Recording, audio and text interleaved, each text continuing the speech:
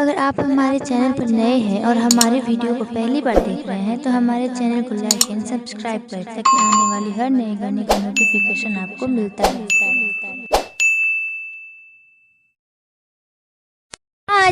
पंडित मिली मंदिर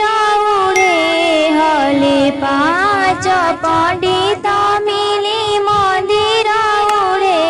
हल मंदिर उड़े ले अलबेले रे लाला नामा अरे मंदिर उड़े ले अलबेले रे लाला नामा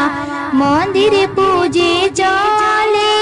बेटी हो कवन बेटी मंदिर पूजे चले बेटी हो कवन बेटी मंदिर पूजेली सारी रात रे लाला नामा अरे मंदिर पूजेली मन लाई रे लाला नामा अत रहिया भेटाले दुल्हा कवन दुल्हा घोड़ावा चढ़ल रे दुल्हा कवन दुल्हा कहाँ सुबवा चलिलु अकेले रे लाला नामा अरे कहाँ सुबवा चलिलु अकेले रे लाला नामा सुभवानी सुभवानी जानी करे दुल्हा सुभवानी शोभावानी जानी करे दुल्हा से अभिनय की सुभावा तोहार रे लाला नामा से अभिनय की सुभावा तोहार रे लाला नामा जबले कवन भैया तिलक ना चढ़ाई है जबले कवन भैया लौवाना में रही है अरे तो बोले ना सुभावा तोहार रे लाला नामा अरे तो बोले ना सुभावा तोहार रे लाला नामा पाँच पंडित में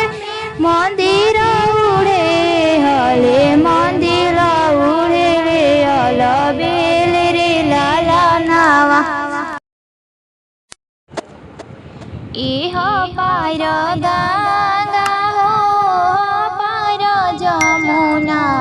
इह पार गंगा हो पार जमुना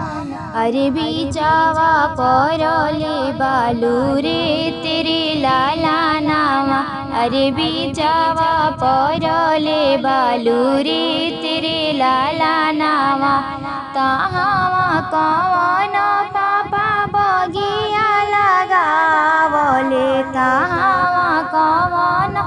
पापा बगिया लगावले फूलावा फूलेला का चनार रे लाला नामा फूलावा फूलेला का चनार रे लाला नामा फूल लोढ़े चलेली बेटी हो कवन बेटी फूल लोढ़े चलेली बेटी हो कवन बेटी फूलावा लोढ़ेली भर फाड़े रे लाला नामा फूलावा लोढ़ेली भर फाड़े रे लाला नामा घोड़ावा चढ़ल आइली दुल्हा कवन दुल्हा